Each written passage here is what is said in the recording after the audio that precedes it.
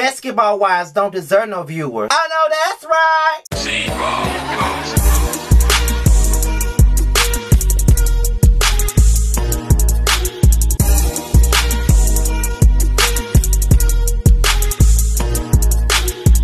What's going on, y'all? This be your boy Scotty by Nature TV, and we're here for another review of The Basketball Wives Season 9 Episode 4. Okay, so let's get right on into this shit. I just got off of work maybe about an hour or two ago, and I got home. I watched the episode, so you know, I'm giving y'all old school Scotty. You know, back in the gap when I used to do all my reviews and wife beaters all the goddamn time. But then I kind of grew and started wearing some clothes on the camera. But these days, I've been fucking tired from work, and I just don't be giving a fuck. Y'all gonna get it all. Y'all gonna get it when I'm tired. Y'all gonna get it when I'm dressed up. Y'all gonna get it when I'm comfortable like I am now. So y'all just gonna have to deal with the shit, honey. Just deal with it. We here to make you laugh. We here to read. We here to give some real talk. And that's what it is. So let's get into it. So Jennifer calls Kristen and she wants to check on her after the conversation that Kristen had with OG. Now, for whatever reason, these two seem to click. And the reason why they click is because Kristen is a follower.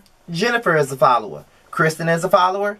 Jennifer is a follower. Crystal wants the approval of Shaunie and Evelyn. Jennifer always wanted the approval of Shaunie and Evelyn. So, of course, they're gonna find a way to click. They're both following ass bitches. So, of course, they're going to click. Kristen wants Jennifer to make up with the other women. Now, y'all know, I don't like Jennifer.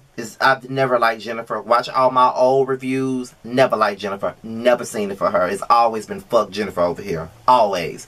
But I just feel like they need to stop trying to make amends with Shaunie and Evelyn. Like, they need to stop doing that. Because at the end of the day, Shaunie and Evelyn don't fuck with Jennifer. Jennifer don't fuck with them. So at this point, a bitch throwing the table at me, a bitch throwing water in my face, that shit ain't gonna fucking like go with me, okay? Like, until they apologize to me, then maybe we can make amends. But even then, you can apologize and I still don't want to fuck with you because I never forget what you did. So it's always these people who think it's so easy to just let something go all the time. Like, stuff like that is not easy to let go, and people need to put themselves in your shoes for once instead of always trying to call you a grudge holder and that you holding on to this and you holding on to that. No, it's the disrespect that you gave, which was enough. So therefore, if I don't want that type of shit around me, I ain't gotta have it around me. Because if I gave you chance after chance after chance to clean your shit up and you still want to be dirty, then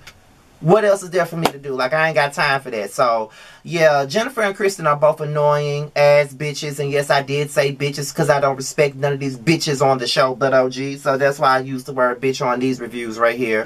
But yeah, like, so Jackie starts talking to Jennifer. Jennifer told Jackie that she had a conversation with Kristen. But then Jackie started saying that Jennifer pissed her off last night because she felt like she was coming for her when she kept telling her not to bring that energy from the house.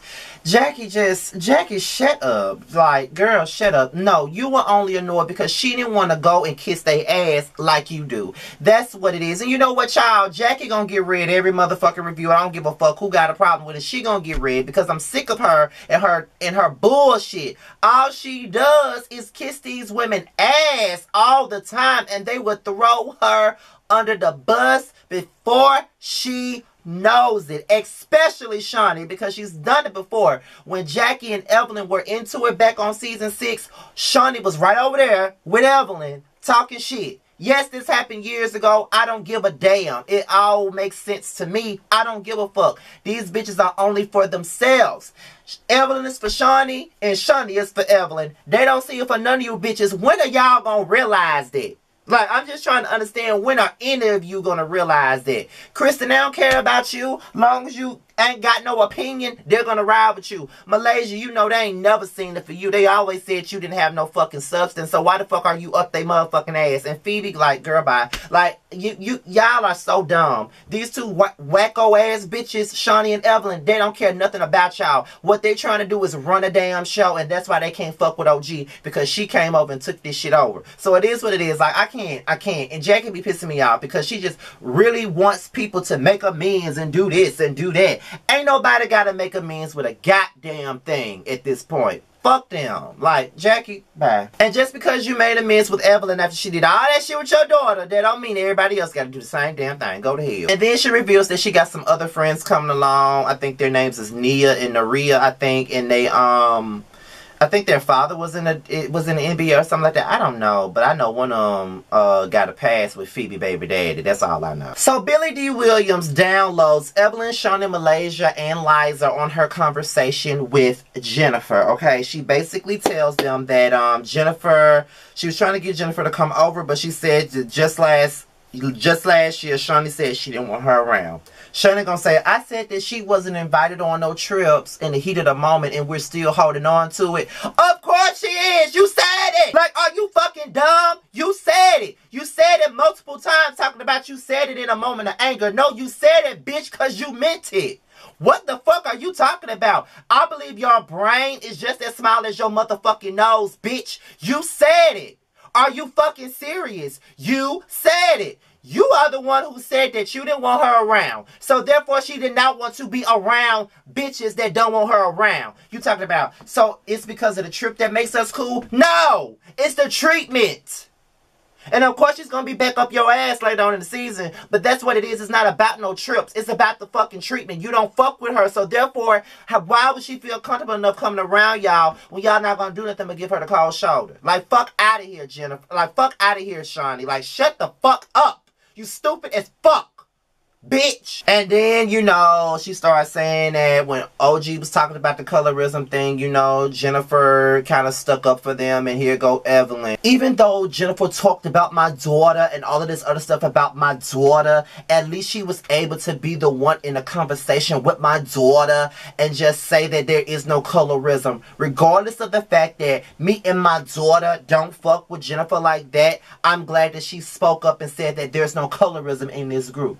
Even though she said what she said about my daughter. Evelyn, shut the fuck up. You'll be on anybody's side that's gonna take up for your bullshit. Because at the end of the day, like, I remember someone in the comment section was like, if anything, Jennifer got treated worse off than OG did. No, and I'm gonna tell you why she did not get treated worse than OG. Because at the end of the day, I never felt sorry for Jennifer. And I'm gonna tell you why I never felt sorry for this bitch. First of all, she was right over there with Evelyn bullying bitches too. Let's not forget how on, not only in season 2 and 3 did they bully Royce, but on season 2 she also bullied Ashley Walker. Like, first of all, she questioned her in front of all these women, you know, interrogate her in front of all these women for her so-called friend Laura. Then she crashed her event and all this other stuff. Like, you know, it was to the point to where Ashley didn't even come back on the goddamn show because of the fact that Sean, Jennifer, and Evelyn were bullying her. So she was a part of the bullying too. She was no different than Shawnee. You know what I mean? Like, Tammy and Evelyn was doing all of the bullying,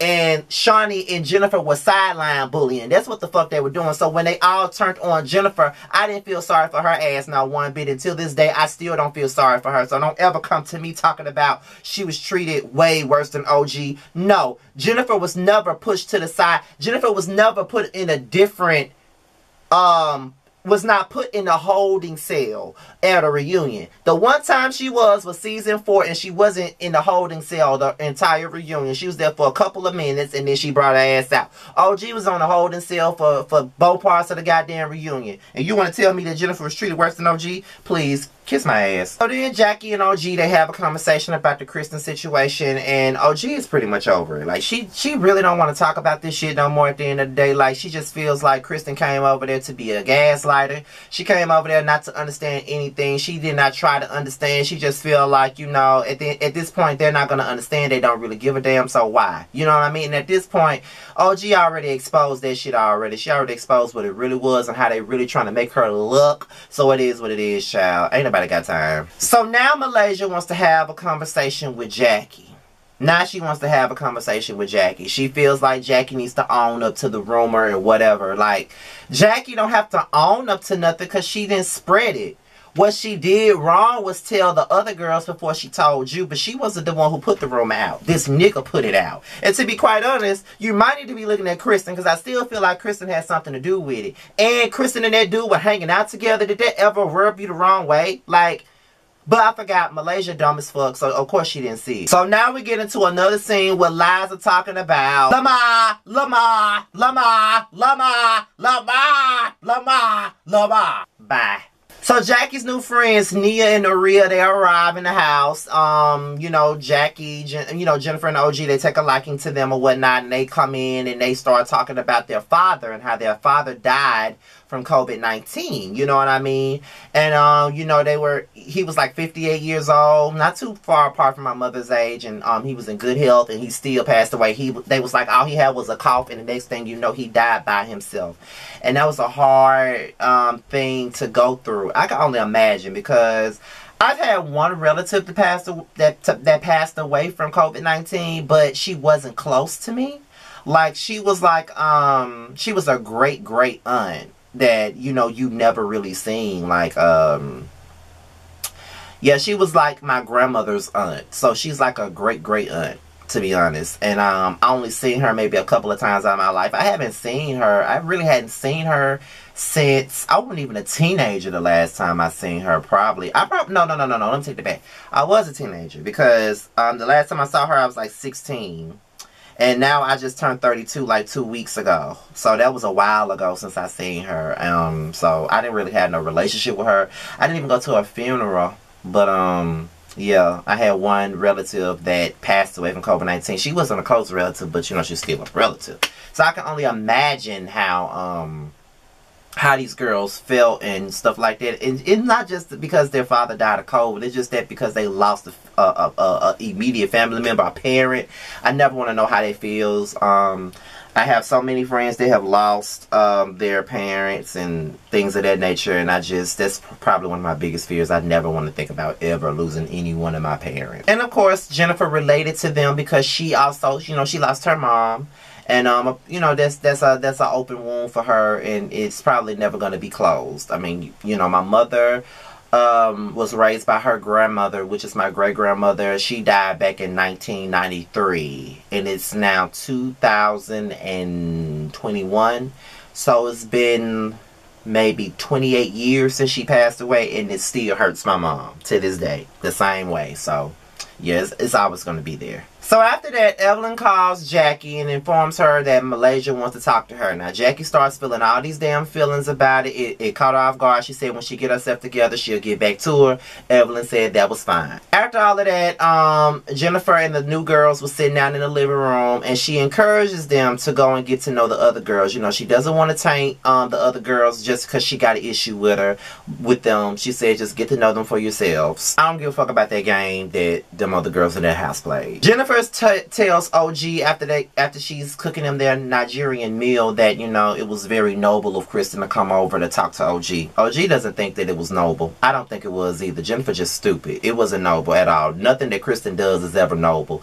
She came over as a damn mole and brought this shit back, and now these other girls don't want to talk to OG. Like, fuck out of here, Jennifer. You so damn dumb. OG starts talking about colorism, and the other girl, Naria, said that she's experienced colorism issues as well, and she wants OG to know that she's not alone. She's also experienced colorism as well, and OG started talking about an incident that happened to her as a child, and you could tell that it still gets to her because of the way that she cried. And one thing about it is that childhood trauma never goes away, and there are some things that trigger you sometimes.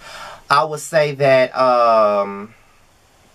for me, like I always tell you guys, I was bullied in school, and there are things that trigger me, like to see these women and the way that they treat OG and outcast her. I know what that's like because I was an outcast growing up.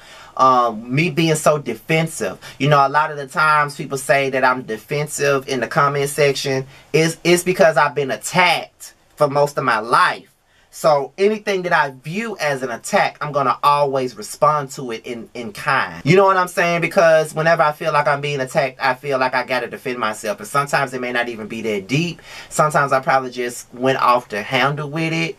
But You know what I mean? That's just what it is. I'm always trained and ready to go because I've always been attacked. I always got to be up on my feet. I always got to have me a read ready. I always got to be ready to come back at somebody because I feel like I'm being attacked. You know what I mean? And I just know that when I was growing up and I was being bullied in school, like, I hated big ass crowds. Like, I did not like walking in crowds. I did not like to walk past people, a bunch of people at one time. And even now, like, as a 32-year-old man, I do not like crowds. I get anxiety walking through crowds. Like, that is probably the scariest thing for me to do. As vibrant as I am and as big as my personality is, those things still haunt me sometimes. You know what I mean? Like, childhood traumas can haunt you forever. And people don't realize the effects that bullying can have. It will really stain you for the rest of your life. And it does. So that's why I totally understand OG. That's why it'll always be Team OG, fuck them other hoes. That's how it'll always feel for me. Jackie and Malaysia finally talked. They didn't really get nowhere because it's a to be continued episode. So I don't really give a fuck about that, y'all. But let me know how you guys feel. If you want to follow me on social media, my Instagram and my Twitter is at the bottom of the video, alright? Be sure to like, rate, comment, subscribe, and share this video. Do whatever you see fit. And your boy is out of here. Until my next video, I'll holler at you. Peace out.